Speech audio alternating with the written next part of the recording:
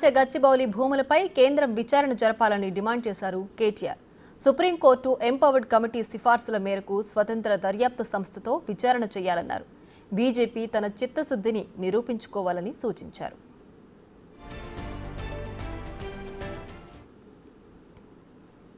మోడీ గారిది ఎట్లుందంటే ఒక యాన్యువల్ సైకిల్ లెక్కున్నట్టుంది. సంవత్సరానికి ఒకసారి మాట్లాడతాడు. పోయిన ఏప్రిల్లో మాట్లాడిండు. పోయిన ఏప్రిల్ 2024లో ఏమన్నాడు? తెలంగాణలో ఆర్ఆర్ ట్యాక్స్ వసూలు అవుతుంది.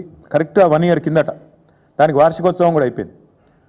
ఆర్ఆర్ ట్యాక్స్ వసూలు అవుతుంది, విచ్చలవిడి దోపిడీ జరుగుతుంది తెలంగాణలో. మోడీ గారు నిన్న చెప్తారు ఏమని?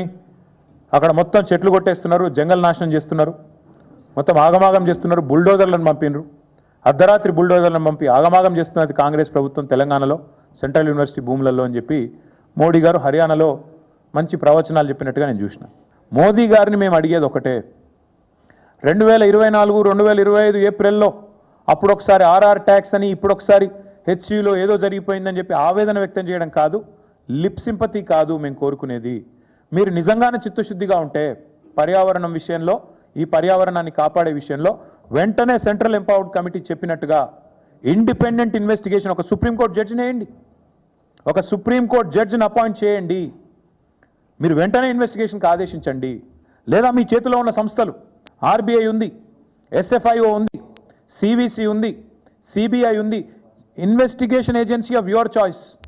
We demand answers from central government, union government. You come forward.